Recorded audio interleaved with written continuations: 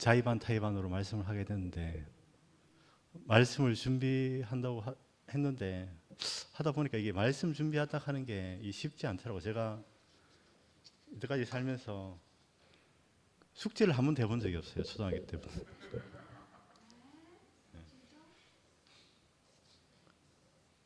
유일하게 숙제를 딱 한 번 한 적이 있는데 진짜 숙제를 많이 내줘서 못해줄 정도로 내줘가지고 그때 한번 숙제를 해갔어요. 그러니까 그때는 또 숙제 검사를 안 하더라고 선생님. 딱 한 번 했는데 오늘 제가 하고 싶은 말은 지금 이 우리가 처한 상황이 과연 세계로 갈라진 것은 공개할 수 있는 하나님이 없기 때문이다.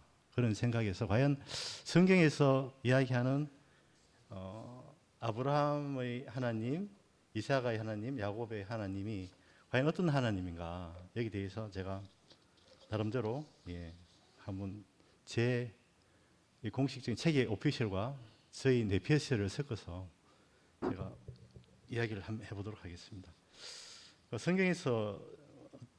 성경을 보통 이제 보면 사건을 기록해놨거든요. 사건을 기록해놨는데 사건의 기록은 사실을 기록해낼 수도 있고 그 기록자의 의도가 있는 경우가 많거든요. 그런데 사실 그대로 봐서는 성경이 그 안에 내용 자체가 일관성을 찾기가 힘들다고 생각이 듭니다. 그런데 그 의도를 보면 그 성경이라는 책이 어떤 한 사람이 쓴 책이 아니고 그 기원전 2000년부터 1000년까지 한 1000년간의 기록된 자료를 편집한 것이 성경 기록이라고 합니다. 그러니까 편집자의 의도가 있겠죠. 무슨 의도가 기록했는가. 여기 잘 나타나 있는 게 이제 그 기점이 되는 아브라함의 하나님, 이삭의 하나님, 야곱의 하나님. 이 하나님이 왜 그 인류가 2000년이 넘는 동안 우리 인류에게 그 메시지를 주는가. 여기에 대해서 이제 메시지 줄 수 있다 하는 것은 그 안에 이제 어떤 특정한 그것을 기록했다면 아마 이게 이제 우리나라까지 이제 저 멀리 그 중동의 끝에 있는 곳에서까지 전해지지 않을 거라고 생각이 됩니다. 그러니까 어떤 보편적인 가치가 있기 때문에 이 안에 우리가 이 성경을 보고 그러니까 이게 그 이스라엘의 기록이지만 누구의 기록, 나의 기록이기도 하기 때문에 아마 이게 지금까지 이제 면면이 이어져 왔다 생각이 드는데 이게 가장 이제 그 성경에서 하는 신의 개념이 유일신이라는 개념입니다. 유일신이라는 개념은 유일신이 뭐라고 생각하십니까? 순결 자매님? 한 분이라고 생각하십니다. 하나밖에 없는 하나님. 하나밖에 없는 하나님이라고 하나님이다. 그러면 하나님이 있으면 두 하나님도 있습니까? 없잖아요. 그러니까 유일한 신, 하나라는 신이라는 개념이 아니랍니다. 왜냐하면 하나밖에 없다. 이거는 신이라고 숫자가 신이 될 수 없답니다. 문법적으로도 그렇고. 그리고 그 예전에 해석되는 게 하나라는 개념이 하늘이라는 개념이지 우리가 오면서 잘못되고 유일신이라는 하나라는 개념으로 발전됐는데 그게 참 오류가 있다는 설도 굉장히 많아요. 그런데 여기서 이제 하나만 있다는 것이 아니라 여러 신들 중에 하나를 선택한다는 겁니다. 유일신이라는 것은.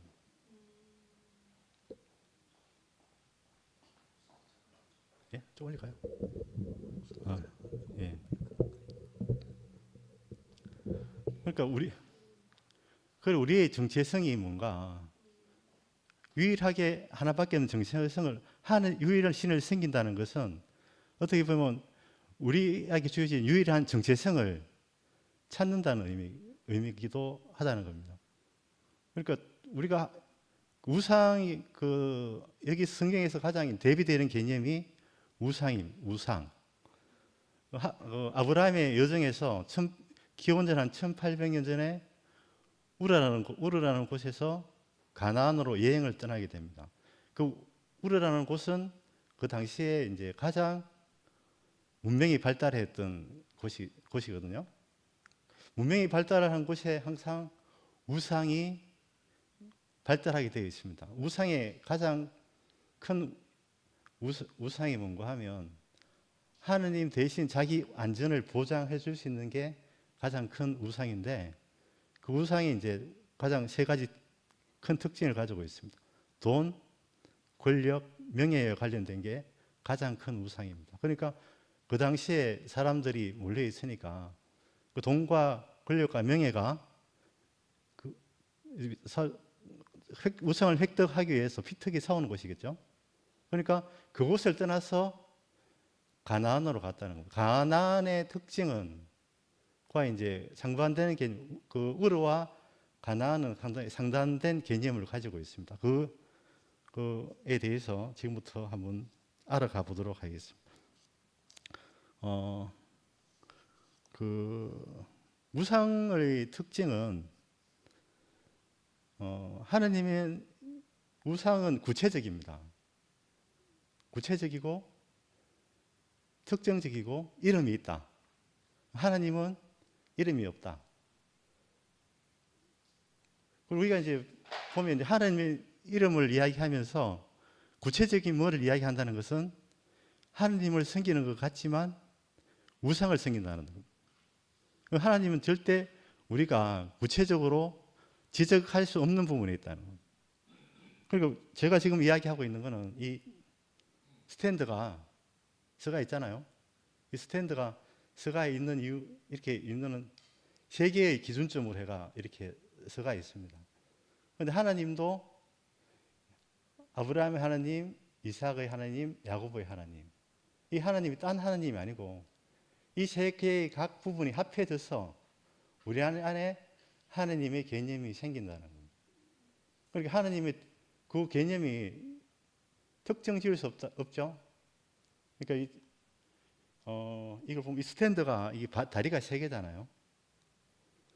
네 개 하면 더 좋을 것 같죠. 만약에 다리가 네 개가 있으면 더 튼튼할 것 같지만 그렇지 않습니다. 네 개가 있으면 불편한 점이 있어요. 어떤 불편한 점이 있을까요? 다리가 네 개 있으면.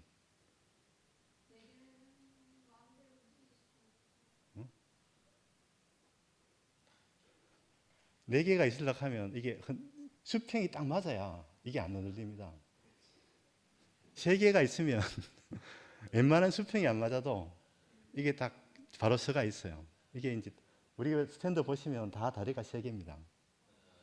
그 세 개 있는 이유가 다 이 세 개가 있어야 안정적으로 세울 수 있는 겁니다. 그러니까 여기서 이제 우리가 아브라함 하나님, 이삭의 하나님, 야곱의 하나님도 이게 각자 그 역할이 있어가 보조가 서로 협력하기 때문에 그 안에서 우리가 어떤 추상적인 하나님이 있는 거지, 우리가 어떤 구체적인 하나님이라 잡는다는 것은 다 여기서 이제 우상이라고 이야기하고 있습니다. 그 이름 지어줄 수 있는 이름들은 그 하나님이라고 이야기하는 것은 하나님을 섬긴다고 하지만 결코 하나님이 아니다. 예, 그렇게 이야기하고 있습니다. 그러니까 하나님의 발전 단계가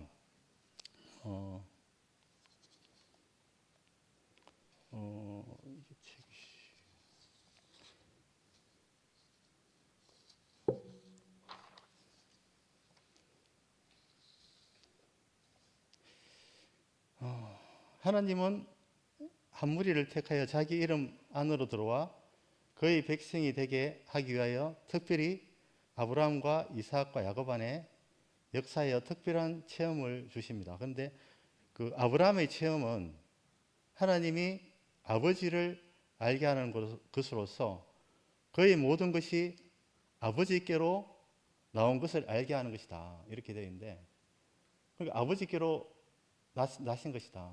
이 근원을 아브라함의 병면은 자기가 근원이 아니다라는 겁니다. 하나님에서 이제 그 이야기했던 어떤 근원에서 비롯되었다.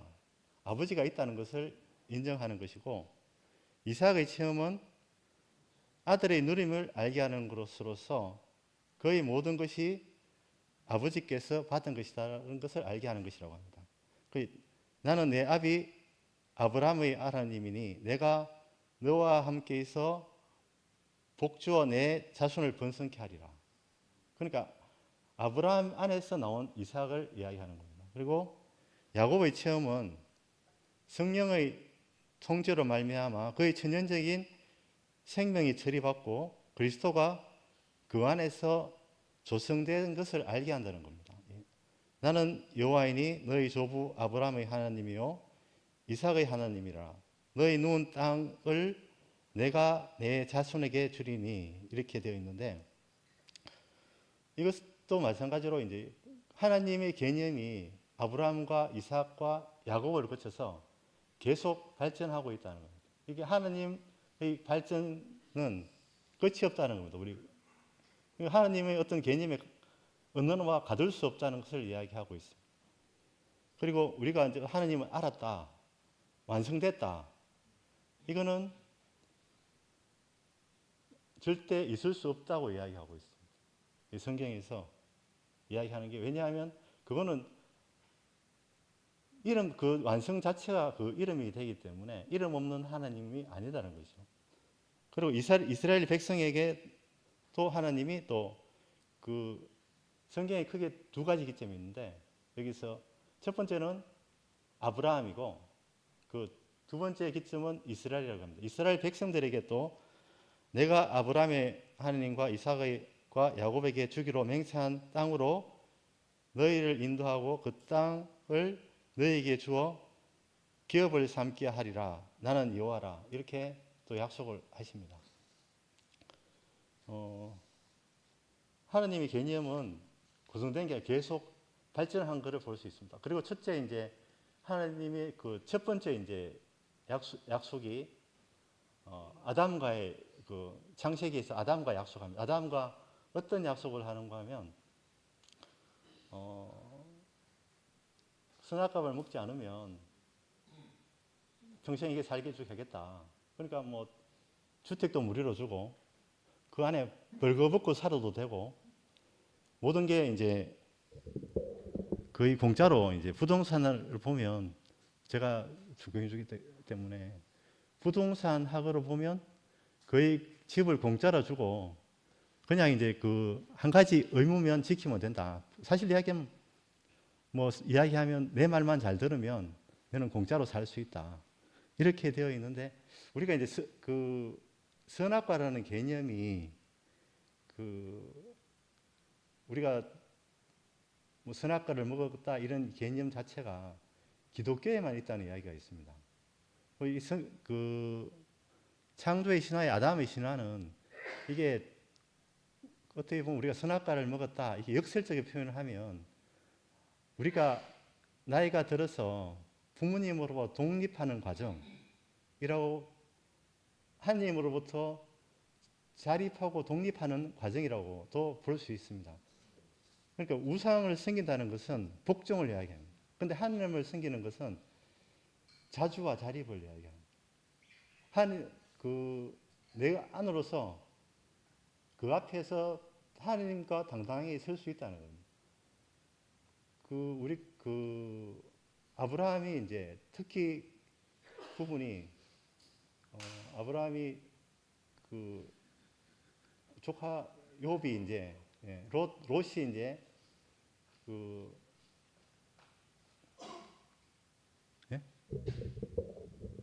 가까이 롯이 이제 그 멸망할 때 그 선인과 악인을 함께 멸하지 말라고 이제 하나님과 협상하는 이야기가 나옵니다. 그런데 아브라함을 보면 복종만 하는 사람이 아닙니다. 하나님과 과감하게 협상도 합니다. 100명에서 50명, 50명에서 30명 줄여가면서 협상을 합니다. 하나님과. 그러니까 아브라함이 결코 하나님에 대해서 무조건 예예만 하는 사람이 아닙니다. 이번에 김상근 목사님이 찾아가가지고 예예만 하지 않고 과감하게 본인이 말씀을 하지 않았습니까? 예. 그 여기 2PM을 과정을 거치면서 아주 독립적이고 자주적인 하느님을 찾으셨다고 저는 그렇게 생각이 들었습니다. 그리고 우리가 이 하느님을 섬긴다는 것은 이렇게 복종만 하는 게 아니다. 우리가 어떤 안에서 과감하게 하나님과 협상도 할 수 있고 내 이야기를 할 수 있는 게 할 수 있는 거지. 마냥 하느님에 대해서 복종하고 뭐 그 복종만 한다는 것은 이제 어떤 단계인가 하면 우상을 섬기는 단계입니다. 우상을 섬기게 하는 가장 첫 번째 조건은 환경을 조절하는 겁니다. 환경을 조절한다는 건 뭔가 하면 외부 정보를 차단하고 유일하고 절대적인 도구마가 진실이며 그 외의 모든 것을 부정합니다. 그러니까 우리가 유일신을 섬긴다 하는 게 모든 것을 부정하고 한 가지만 섬긴다는 게 결코 유일신을 섬긴다는 게 아니라는 겁니다. 하나님을 섬기는 게 아니고. 그리고 두 번째는 신비성을 조작한다. 예를 들어서 이제 전체주의 를 주입할 때 당이나 지도자에게 신비성은 위대한 목적을 이루기 위해 주어진 사명을 다하고 있다는 신념을 심어줍니다. 그러니까 지도자가 그런 신념을 가지고 있던 신비성을 심어주는 겁니다. 그리고 순수성을 요구합니다. 완전한 순수하든지 아니면 불순하든지 둘 중에 하나를 선택하게 합니다. 그러니까 그렇게 되면 항상 그 결과로 자아 비판을 합니다. 순수성을 유지하기 위해 가지고. 그리고 자신을 순화하기 위해 자아 비판을 하고 동료까지 자아 비판을 하게 함으로써 자아 비판하면서 이제 서로 연대감을 느끼는 겁니다. 그리고 이념을 성스러운 과학으로 자리 잡게 합니다. 그러니까 이념 그 자체를 의심하는 것을 일체 허용하지 않습니다. 아브라함은 하나님을 의심하지 않습니까? 그러니까 이 도구마는 절대 의심하는 것 자체를 불허합니다. 그 밖에 이런 엄밀한 과학성을 요구한다. 이념은 종교인 동시에 성스러운 과학이다. 이념을 의심하는 것은 신을 의심하는 것 같다. 이렇게 이념과 신을 동일시합니다. 그리고 상투적인 표현을 사용하게 합니다. 언어를 자유롭게 사용할 수 없고 완전한 선을 나타내는 뭐 예를 들어서 그 사회주의 같으면 인민, 해방, 프롤레타리아의 견해와 완전한 악을 나타내는 자본과 부르주아 같은 이분법적인 표현을 쓰게 합니다. 그러니까 이렇게 계속 표현을 쓰게 되면 마치 성과 악이 확실히 구분되는 것처럼 자기가 세뇌됩니다. 그리고 이념이 개인보다 위에 있게 합니다. 그러니까 개인은 밑에 두게 되고 항상 이념을 위에 두게 됩니다. 하나님을 섬긴다는 것은 절대 자기를 낮추고 하지 않습니다. 자주와 자유를 부여하는 것이 하나님은 결코 이념 아래 두지 않습니다. 이념의 노예가 된다는 것이 곧 우상을 섬긴다는 걸 볼 수 있습니다. 그리고 생존 불허라는 사고방식, 생존 불허가 뭔가 하면 존재를 허락받은 사람과 그 외의 사람만 있다고 이야기하는 거예요. 그러니까 예를 들어서 어떤 단체 안에 있는 사람과 그 밖에 있는 사람을 확실히 구분합니다. 그리고 그 안에 있는 사람만 온전한 사람이고 바깥에 있는 사람들은 다 죽은 사람이다. 이렇게 구분하게 된다는 겁니다.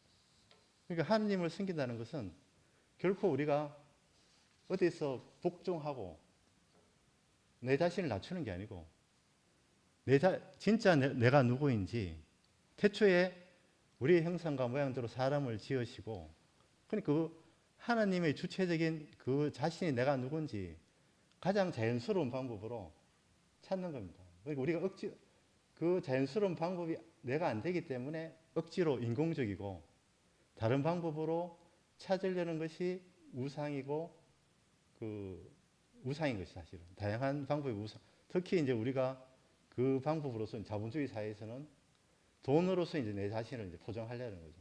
사실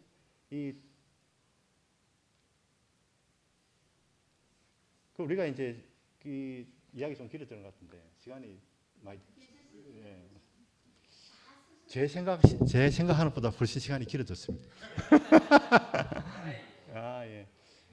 이제 그럼 정리를 하자면 이제 우리가 그리스도가 이제 우리가 이야기하는 이제 우리가 그리스도 안에 그리스도가 내 안에 이 말은 우리의 목표가 아닙니다. 우리의 목표가 아니고 우리의 어떤 삶의 태도입니다. 예전에 이제 딕 포스베리라고 들어봤습니다. 딕 포스베리? 포스베리 시스템이라고 들어본 적 있어요? 이게 뭔가 하면 이제 요즘 이제 우리나라 우상혁 선수가 높이뛰기 선수라고 있잖아요. 요즘에는 다 이제 배면도 뒤로 뜁니다. 그런데 뒤로 뛰는데 그전에는 1960 몇 년도 멕시코 올림픽 전까지는 다 앞으로 뛰었어요. 앞으로 뛰었어요. 그런데 이제 딕 포스베리라는 사람이 키가 큰데 자기는 그전에는 키 작은 애들이 잘 뛰었어. 왜냐하면 이제 앞으로 뛰다 보니까 작은 애들이 잘 뛰는 자기가 키가 큰 애 뛰려고 하다 보니 이거는 도저히 키 작은 애를 따라갈 수 없는 거라. 그러니까 연구한 게 이제 인체의 모양을 본떠가지고 뒤로 뛰는 걸 연구한 거예요. 그러니까 뒤로 뛰게 되면 뱀이 넘어가는 것처럼 이렇게 유연하게 넘어가니까 훨씬 높이 뛸 수 있는 거예요. 그러니까 딕 포스베리가 멕시코 올림픽에서 그 방법으로 2m 24간을 뛰어가지고 금메달을 따게 돼요. 그런데 그 이후로는 다 뒤로 뛰어요. 그러니까 높이뛰기를 보면 이제 모튀기 선수들은 딕 포스베리 시스템 안에 있고 그 이후로는 다 이제 딕 포스베리를 뛰는 거예요. 그리스도도 마찬가지로 우리가 그전에는 아담으로 살았다면 그 이후로는 우리가 아담 거기 떨어지는 거 아담과 항상 마주보고 있습니다. 야곱이 베델을 올라올 때 아이와 베델 사이에 서 있다 그러거든요. 근데 그건 아이라는 것은 뭔가 옛 세계를 이야기합니다. 우리가 항상 베델로 가지만 우리가 현재 살아가고 있지만 항상 옛 세계와 그리스도의 세계를 새로운 세계를 마주보고 서 있다는 겁니다. 우리가 있는 게 아니고 항상 그 자리에서 우리가 옛 세계가 무엇인지 새 세계가 무엇인지 구별하는 자리에 서 있다 이렇게 이야기하고 있습니다. 그러니까 우리는 무엇을 선택할 것인가? 우리 하나님이 누구인가? 그러니까 우리가 하나님이라는 개념은 굉장히 이제 어떻게 보면 애매한 거죠. 이름도 없고 어떤 구체적인 개념이다. 추상적인 개념이니까. 그러니까 일본에 나스메 소세키라는 소설가가 있습니다. 소설가가 이제 있는데 그 사람의 이제 문장 중에 가장 명문장이라고 꼽히는 문장이 있습니다. 어떤 문장인가 하면 산길을 오르며 이렇게 생각했다. 지를 앞세우면 각이 서고 정에 빠지면 떠내려가고 의지를 밀어붙이면 궁지에 몰린다. 이래저래 세상은 살기 힘들다. 이게 이제 문학적으로 제가 보기에 이제 가장 일본의 명문장이라고 하는 이유가 나 잘 몰랐는데 이게 아마 하나님을 표현한 말이 아닌가.